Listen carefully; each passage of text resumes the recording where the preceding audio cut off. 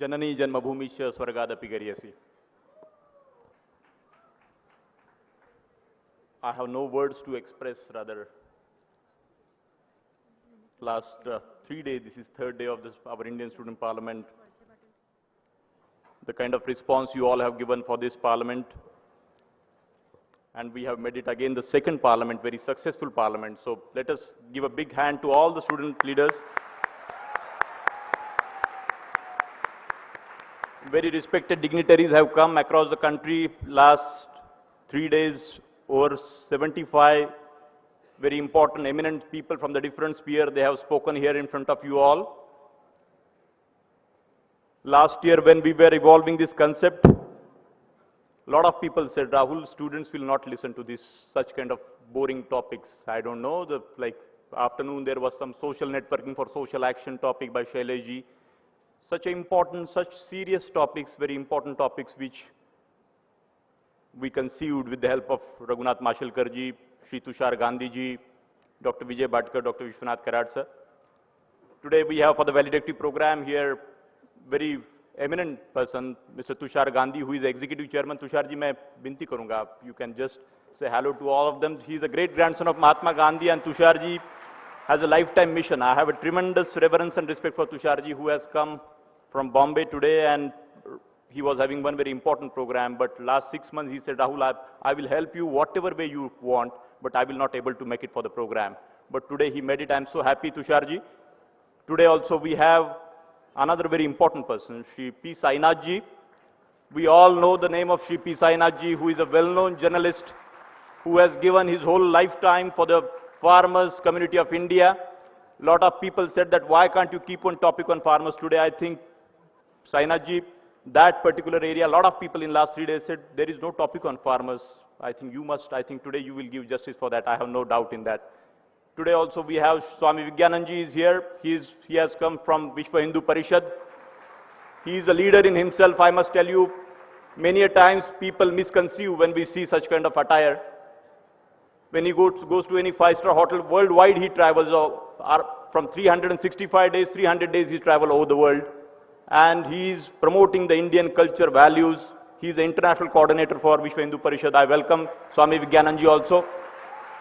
We have another very important person, Sanjay Puri ji is here. He is basically again a man with a mission, who has a tremendous passion for India, who has spent almost more than half a life in US, but he is working for India. He is making our India the US and Indo-US relation. How do we make a strip, the US is the greatest democracy, India is the largest democracy. He is working on that model. I welcome Sri Sanjay Puri ji here. Of course, Dr. Vijay Bhatkar ji is here. He just now spoke to you, the Param Supercomputer के निर्माता, MIT के हमारे इतने साल के उनके संबंध है, MIT को उन्होंने मार्गदर्शित किया. मैं उनका भी यहाँ पे स्वागत करता हूँ. हमारे वेंकट मायंदे जी, the Vice Chancellor of Punjab University, he is also here. Group Captain Apte, and my dear student leader, he is also here. Jitesh Sarade. I think give him a big applause. He has got opportunity to sit on the dais, and he is representing you all. So do not feel, many a times I saw that various students, they said, we want to speak on this dais, sir. What is the method? I think last 3 months there were entries, there was a scrutiny, there was a method which was developed, and I think many of you can come up. It's fine, you couldn't make it here on this platform, but I think you can become much, much bigger than your colleagues, and you can do wonders. I have no doubt in that. Without taking much time, I will just say, sometime before, I think the camera was just moving on the whole crowd here, on all the student leaders, and everybody was waving that the Ekata Sutra, the bond of solidarity, what we said. That, sir, I want to tell you that last year we have initiated that at the valedictory program. There were a number of eminent speakers, they were here. And yes, my boys, they are showing that solidarity. Today, around from 28 states, the student leaders have come here. Last year, around 15 states participated. Many speakers, that was again one very important complaint from some student leaders, that some of the people said, Jai Maharashtra. I think I do not support Jai Maharashtra. We always say that Dr. Mashelkar's Nara, My India, My India, My India, My India, My India. I have a very strong feeling we should not carry that message of, that regionalism and the casteist approach and the sexist approach. I really want you people to spread the message, guys. I want to introduce again, Manjrekarji. Mahesh Manjrekarji is here with us. I think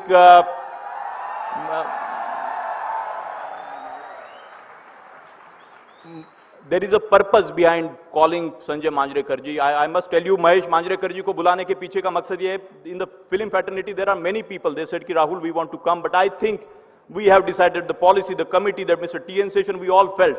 From the Bollywood also, Bollywood has a very big role to play for the nation building process.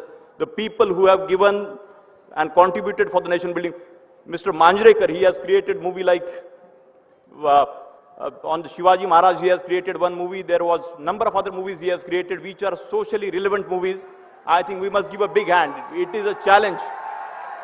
Trust me, because there are financial pressures, there are so many pressures, and when these people, they come with some such very serious topics to convey some message to the whole of India, it is not an easy task, guys. I know all this, some of the very important people from the Bollywood also. I really welcome you, Mahesh Manjrekar ji. आप यहाँ इतना समय निकाल के आप यहाँ पे आए, और मैं चाहता हूँ कि आप इस प्रोग्राम में भी स्टूडेंट्स को संबोधित करें, हमारे स्टूडेंट लीडर्स को संबोधित करें. विदाउट टेकिंग मच टाइम, मैं कहना चाहूँगा कि आज ये सार्थक दिन है, मुझे लगता है, क्योंकि ये जो इंडियन स्टूडेंट पार्लियामेंट की कल्पना 2005 में जब राजनीति का प्रशिक्षण देने का जो ये संस्थान हमने जब खोला, तो कई लोगों ने हंसी मजाक किया कि राजनीति में प्रशिक्षण, राजनीति में शिक्षा, इस देश में कैसे संभव है. तो मैं टी.एन. सेशन साहब ने मेरा बहुत हौसला बढ़ाया. मैं आज वो यहाँ आ नहीं पाए, उनकी उम्र, मतलब उन्होंने ये विटनेस किया, और पिछले 5 साल में उन्होंने मुझे बहुत ताकत दी है. मैं जान करके बताना चाहूँगा कि इस व्यक्ति ने जो देश का जो electoral reform, I always say he is the father of Indian electoral reforms. He is not with us today, and we must clap for Mr. T.N. Seshan too, because he has taken the tremendous effort, guys. And he has played a very important role while conceiving this concept of MIT School of Government and Indian Student Parliament. I must tell you that various people, they said, no, the training is not, I don't know training. The politicians, how can you train the upcoming budding people to get into the public life? There is training. You can give a training for engineering, medicine, pharmacy, whatever field, but to get into public life, what is the way? What way? I don't think so that this formula will work.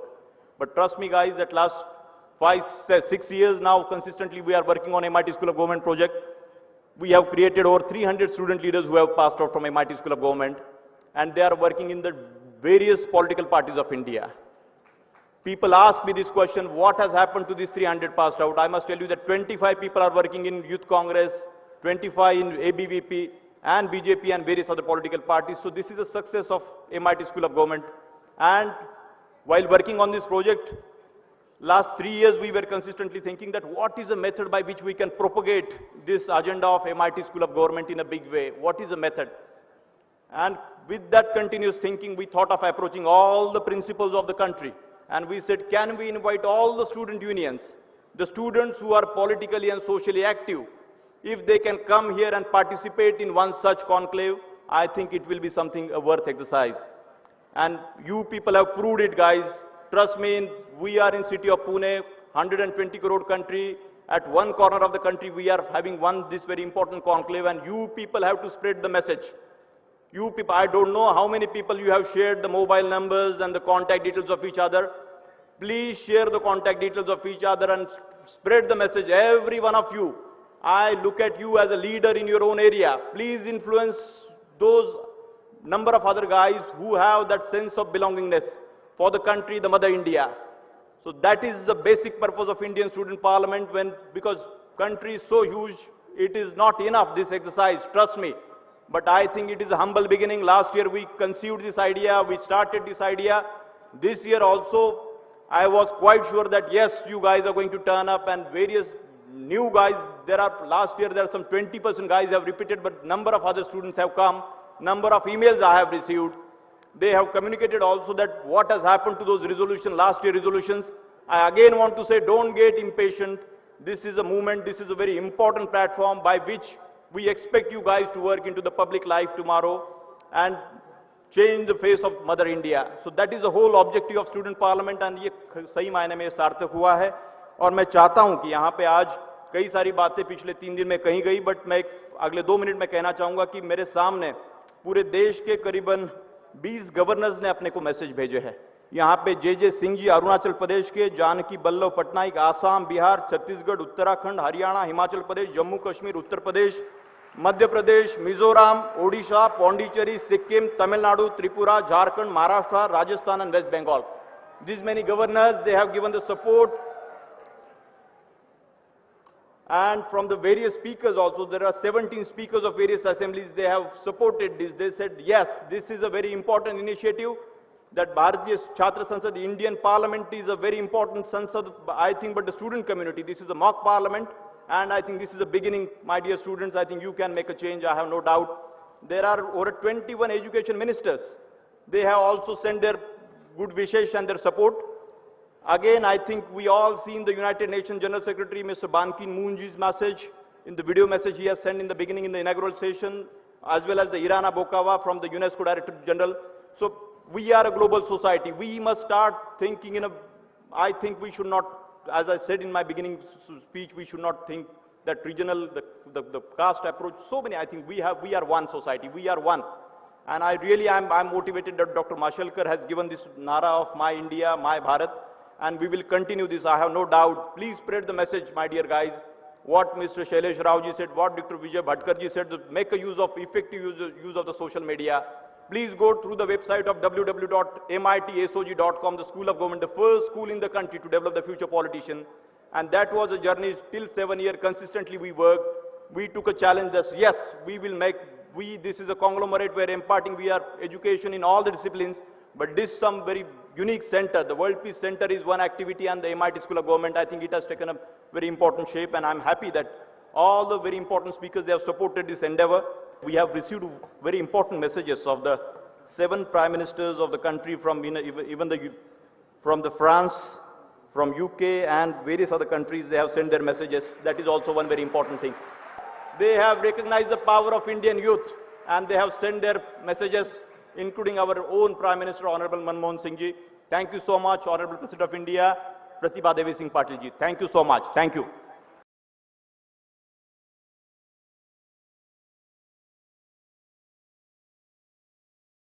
मंच पे आधीन महानुभाव और मंच के सामने बैठी हुई या बैठा हुआ भारत का कल, या मैं ऐसा कहूं कि भारत का आज, क्योंकि जब युवाओं से बात होती है तो ये कहा जाता है कि कल तुम्हारा है, लेकिन वो कल आते आते हमारी युवा अवस्था बीत जाती है और फिर वो जज्बा नहीं रहता।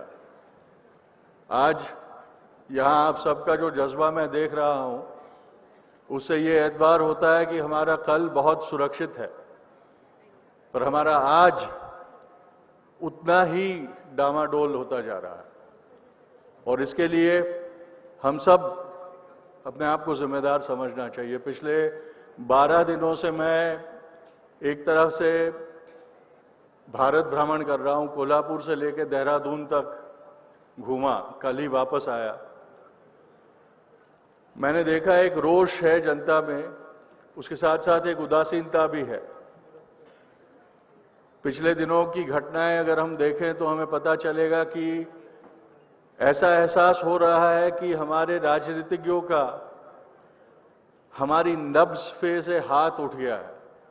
जनता की नब्ज उन्हें समझ में ना आती हो, ऐसी उनकी कार्यप्रणाली से हमें एक एहसास होने लगा।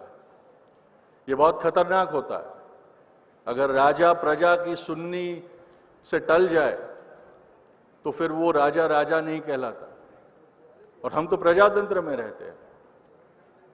ये युवा पार्लियामेंट की बात राहुल जी ने जब से की, तब से मैं सोच रहा था कि कुछ ऐसे उदाहरण लाए जाए जिससे हमारे नवयुवानों को हम ज़्यादा उत्साहित कर सके, प्रोत्साहित कर सके। पिछले दिनों मैंने गूगल पे देखा, सर्च किया कि ऐसी कॉन्स्टिट्यूशनल सीट्स, इलेक्टेड सीट्स, कितने युवा पद ऐसे निभा रहे हैं जिनको सही में युवा कहा जा सके। मुझे बहुत अच्छा लगा और एक तरह से दुख भी हुआ कि मुझे 22 ऐसे बच्चों के नाम, उनको मैं बच्चा कहूंगा क्योंकि मेरे बच्चों से भी उनकी उम्र छोटी है, 18 साल के ऐसे 22 लोग मुझे मिले जो अमेरिका में अपने अपने शहर और गांव के मेयर है, इलेक्टेड मेयर्स, महापौर। बाकी भी थे, अगर 22 साल तक की उम्र बढ़ा लेता तो 40-45 लोग मिल जाते थे, पर मुझे हुआ कि मैं 18 साल वालों को गिनूं। 22 लोग मिले मुझे जो इलेक्ट होके महापौर बने थे। उसमें से सबसे छोटा जो लड़का था वो 11वें साल में महापौर बना अपने गांव का।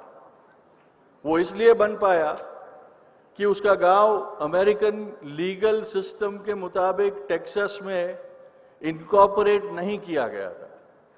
वो एक कम्युनिटी, छोटी कम्युनिटी थी, इसलिए उनको इनकॉर्पोरेशन मिला नहीं था। उस बच्चे ने अपने कार्यकाल में स्टेट गवर्नमेंट के साथ नेगोशिएट करके अपने गांव को इनकॉर्पोरेट करवाया। इनकॉर्पोरेट करवाने का मतलब ये हुआ कि उसने अपने गांव की म्यूनिसिपैलिटी को लीगलाइज किया, और ये करते करते उसने अपने पद को इल्लीगल बना दिया, क्योंकि टेक्सास के अनुसंधान के मुताबिक एक माइनर बच्चा इलेक्टेड ऑफिस निभा नहीं सकता। इसलिए जिस दिन उसने अपने गांव के इनकॉर्पोरेशन के पेपर साइन किए, उस दिन ही उसको अपने इस्तीफा भी साइन करना पड़ा। अब 11 साल का बच्चा था जिसने अपने गांव को एक प्रमाणित म्युनिसिपैलिटी लाके दे दी।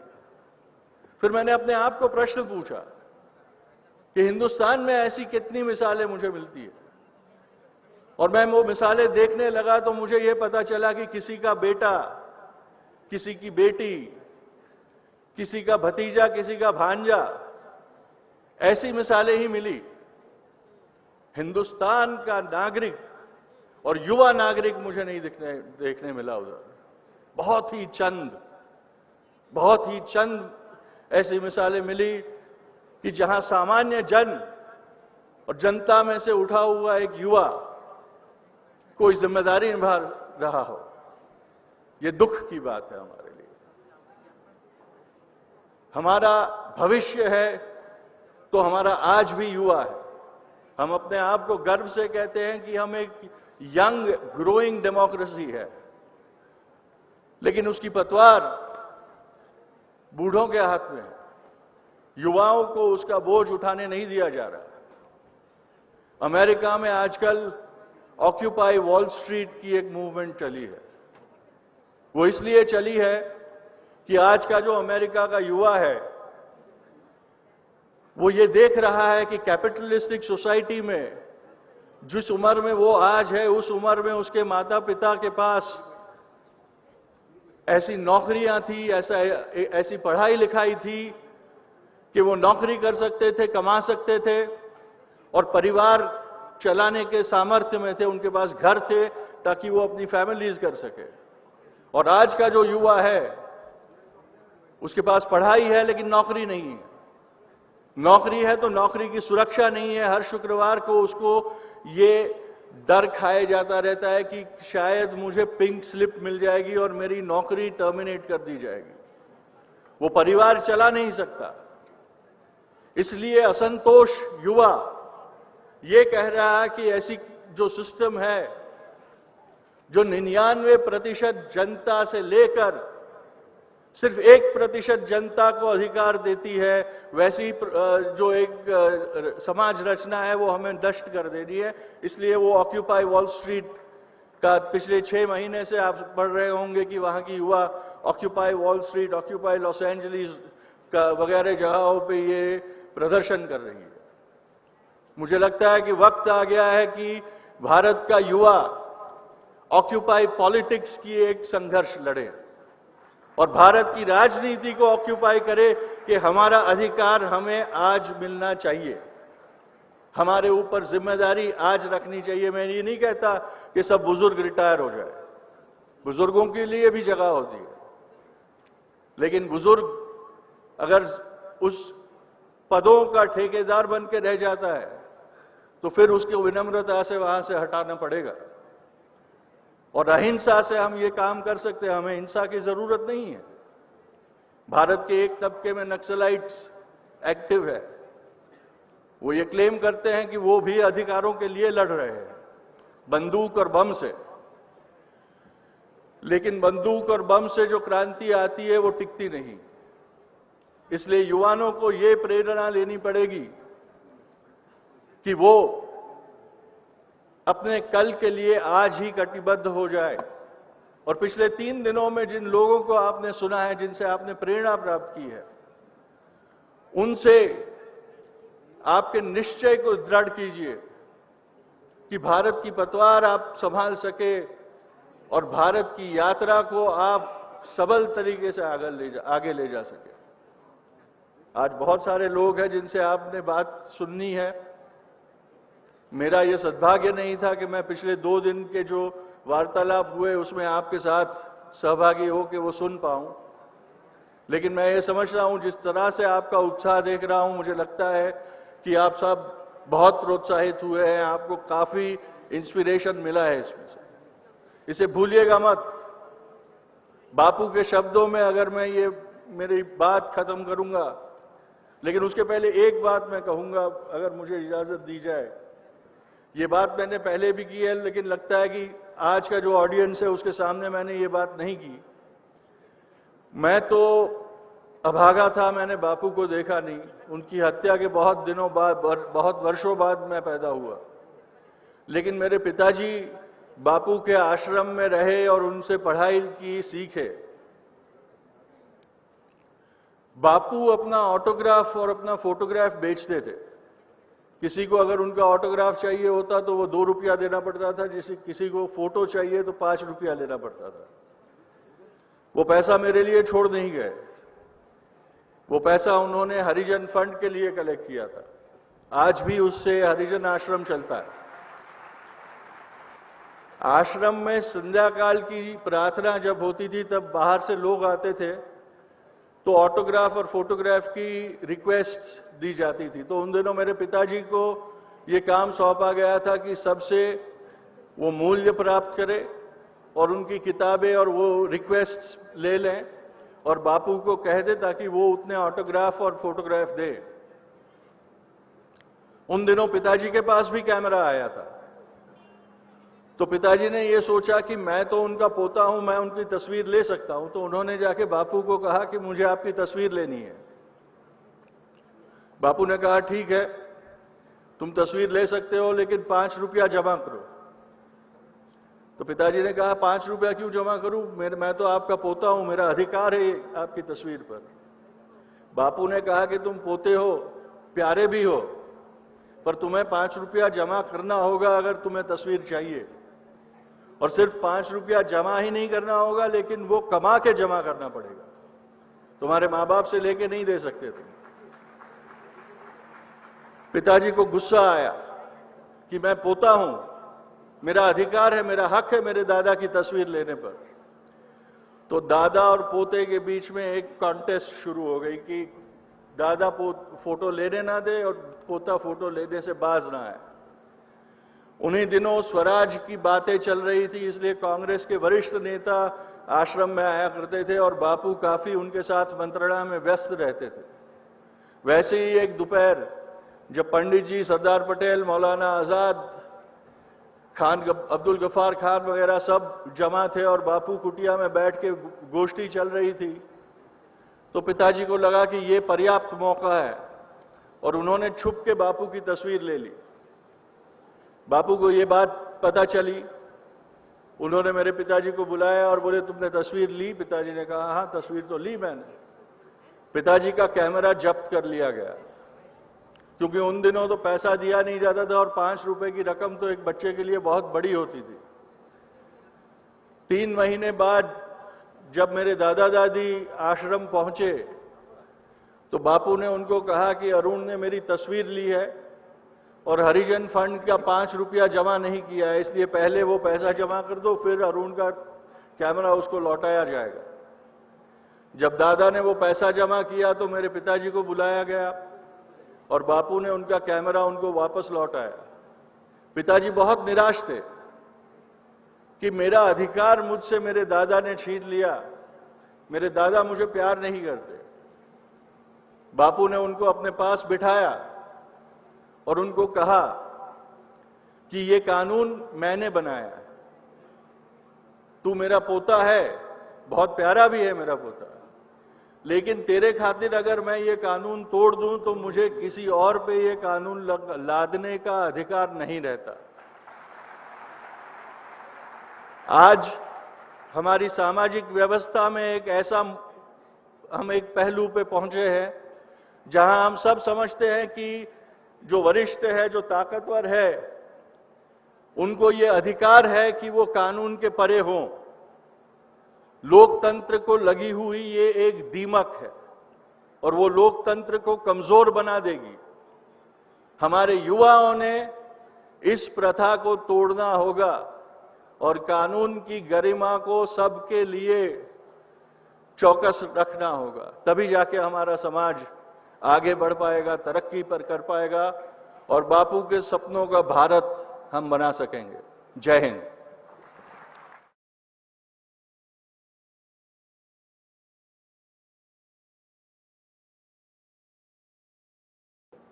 नमस्ते। भारत के तमाम हिंदुस्तानी युवकों को सर्वप्रथम एक युवक का अभिवादन। मैं यहां पर किसी विषय लेकर खड़ा नहीं हूं, लेकिन जो दिन मैंने छात्र संसद के बारे में देखा, जो मुझे लगा वही बोलूंगा। इस रंगमंच पर मुझे एक अद्भुत चमत्कार दिखाई दे रहा है। मेरे पीछे भारत का उज्जवल भूतकाल है, मेरे बाजू में भारत का उज्जवल वर्तमान काल है और मेरे सामने भारत का उज्जवल भविष्य काल है। यह दुनिया में कहीं भी नहीं हो सकता, यह चीज सिर्फ भारत में दिख सकती है और यह आज भारतीय छात्र संसद में मुझे दिखने मिला। दुनिया के छोटे से छोटे गांव में समाज के लिए कुछ करने का जज्बा लेकर यहां पर आप आए हो, लेकिन विचारों की धारा, विचारों का धन आज जो आपको मिला, इस तरह मुझे लगता है कि आपका सपना जरूर सच होगा। गांव छोटा या बड़ा फर्क नहीं पड़ता, हमें सिर्फ काम बड़ा करना है, क्योंकि छोटे से छोटे गांव में से आने वाला एक आदमी, पेपर बांटने वाला एक आदमी इस देश का मिसाइल मैन बन सकता है।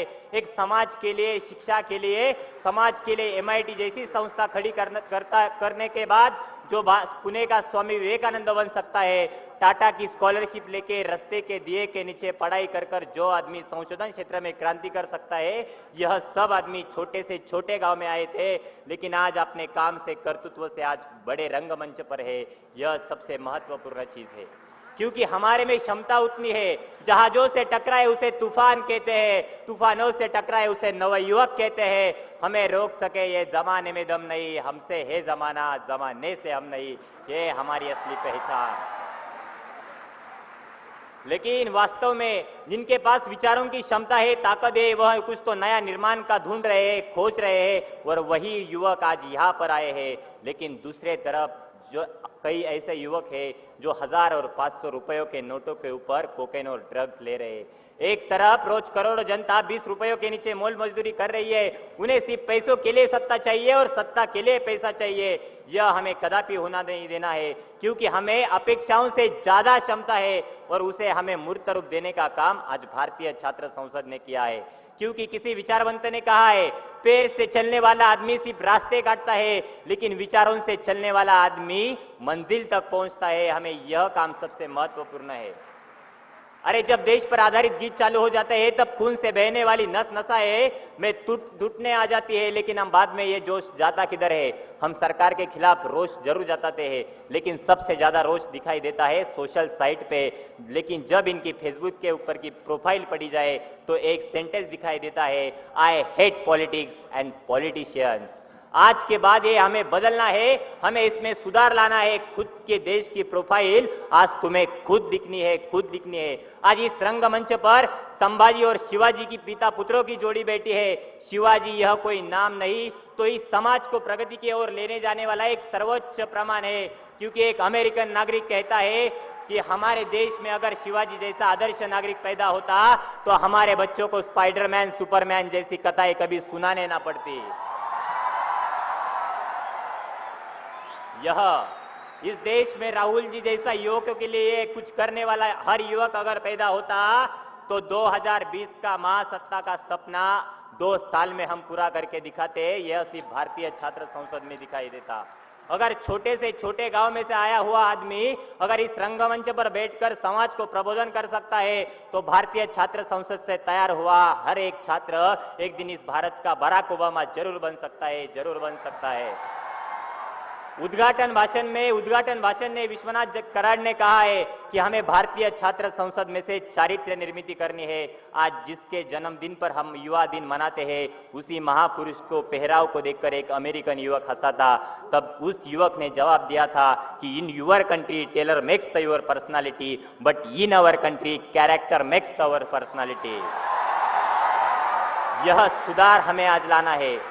ज्यादा बोलूंगा नहीं, क्योंकि आज सरकार का विरोधाभास और आर्थिक विरोधाभास बढ़ते जा रहा है। एक तरफ भारत के 61 अब्जाधीश खड़े हैं जिनके हाथों में देश का 1/3 सकल उत्पादन है, तो दूसरी तरफ अर्जुन सेना गुप्ता जी के हवाले अनुसार 80 करोड़ जनता है। एक तरफ तड़पने वाला भारत है तो दूसरी तरफ चमकने वाला भारत। ना मुझे तड़पने वाला भारत चाहिए, ना मुझे चमकने वाला भारत।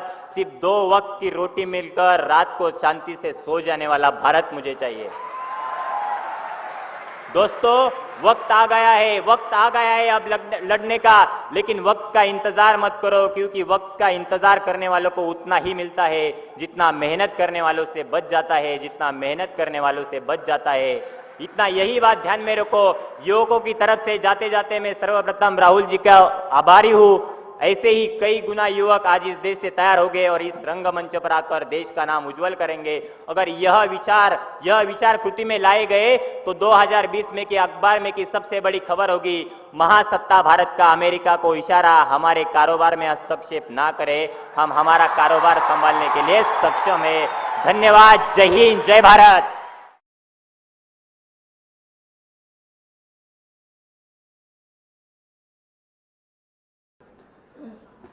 देखिए, आपका संसद बैठा है 3 दिन के लिए, छात्र संसद। मैं आपको एक ग्लिम्स देना चाहता हूं। 3 दिन के अंदर ग्रामीण भारत में क्या क्या हो सकता है। सिर्फ इस 3 दिन में नहीं, हर 3 दिन में आपके देश में ग्रामीण भारत में क्या होता है। देखिए, हमारे सामने भी एक चॉइस है। ये तो बड़ा सक्सेसफुल प्रोग्राम हुआ आपका। I congratulate you on that, we can congratulate ourselves on that, और घर चल सकते हैं। दूसरा चॉइस है कि हम देखना है कि the unfinished tasks, what we have not achieved and what confronts us, whether as a student parliament और एज अ सोसाइटी। ये 3 दिन के अंदर या हर 3 दिन के अंदर ग्रामीण भारत में, हमारा देश में 141 किसान आत्महत्या करेंगे 3 दिन के अंदर, 47 पर डे। मतलब हर आधा घंटा एक आत्महत्या किसान का। और पुलिस रिकॉर्ड के प्रकार अगर एक आदमी आत्महत्या करेंगे, 12 से 15 तक उसको अटेम्प्ट करेंगे। मतलब 3 दिन में 1600 से 1900 किसान आत्महत्या अटेम्प्ट करने वाले हैं। 3 दिन के अंदर 3000 के ऊपर किसान कृषि को परमानेंटली छोड़ के चले जाएंगे, दूसरी काम ढूंढने के लिए, खोजने के लिए चले जाते हैं।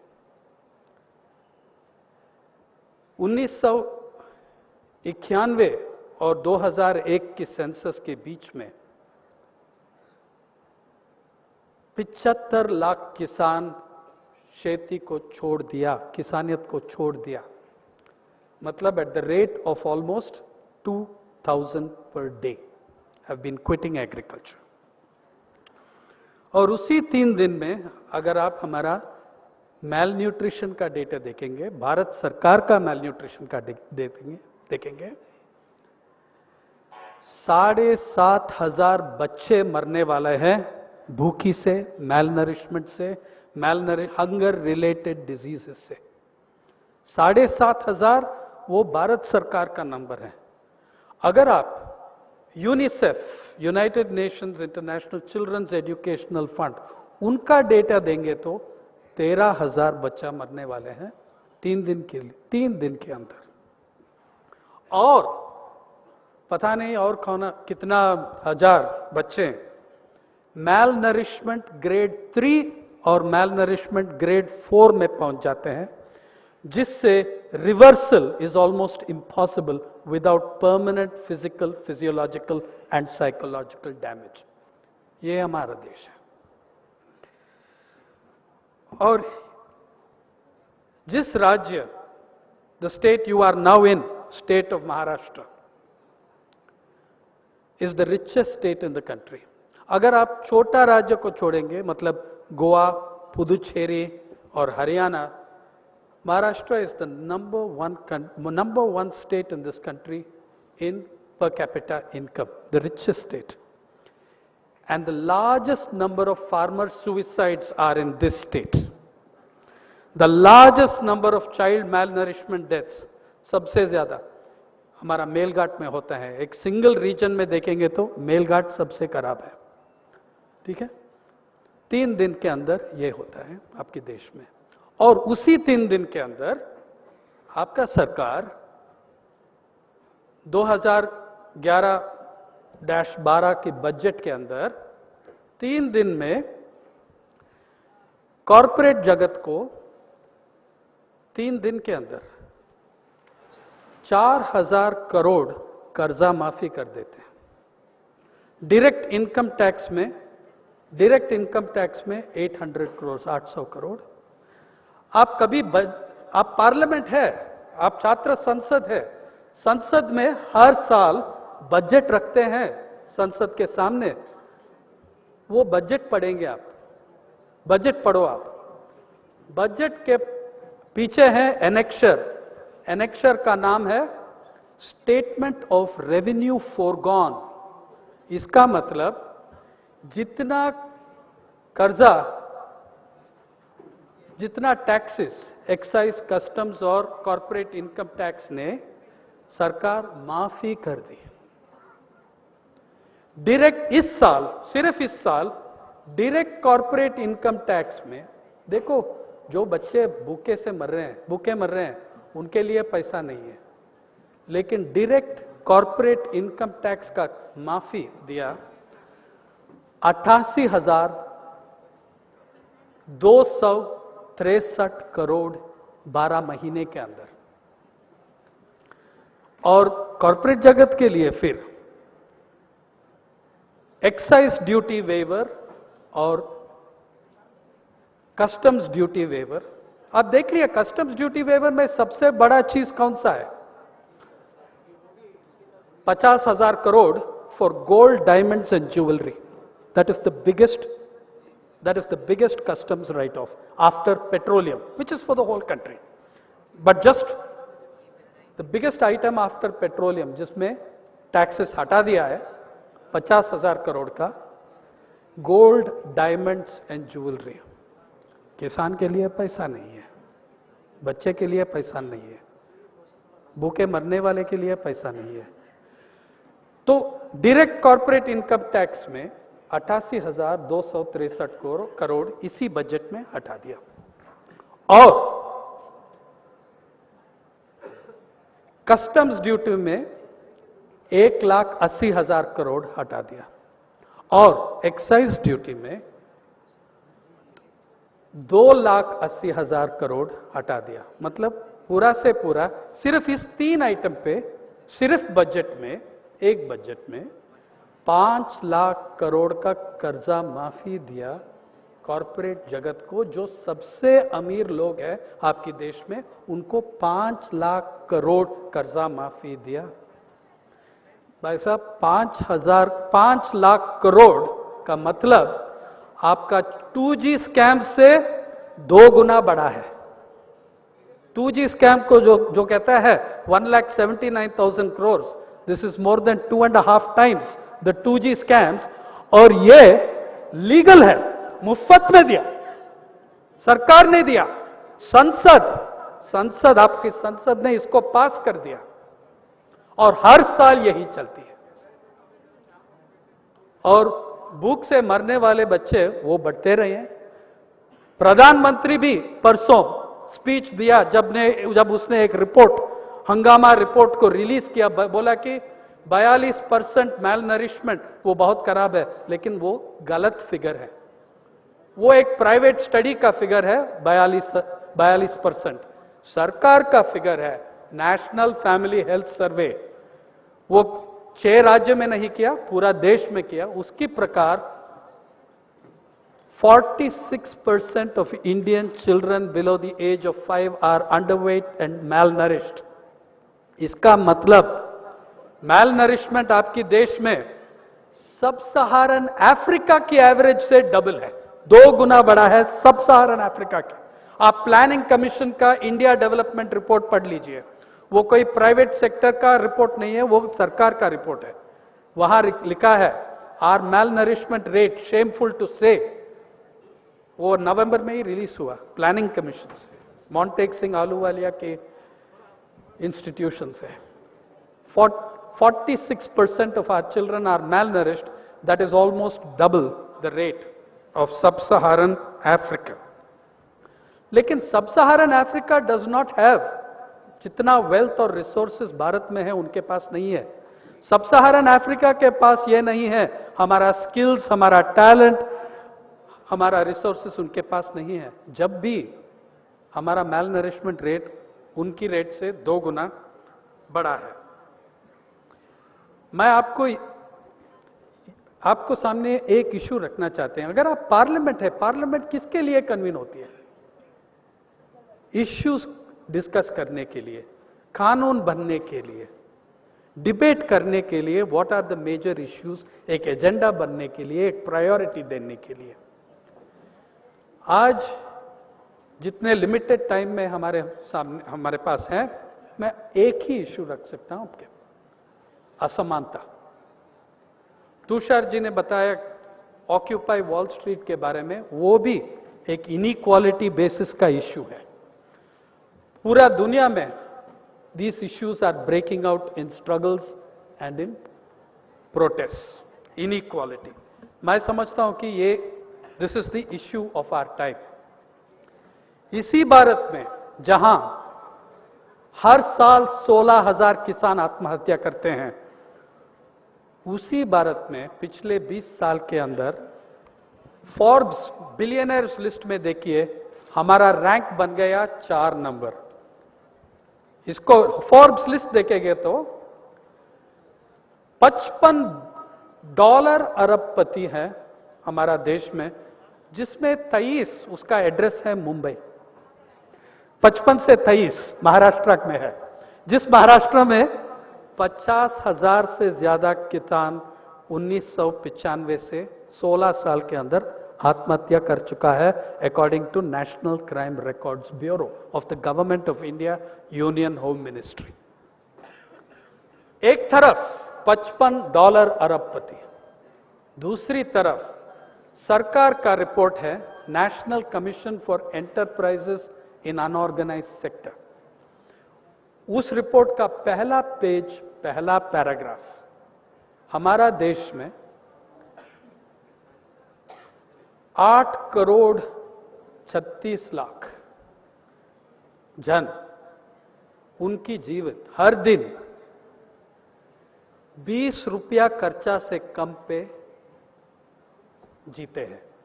Friends, you really have to understand what a big crisis we are facing down the line. We are living on borrowed food, on borrowed time.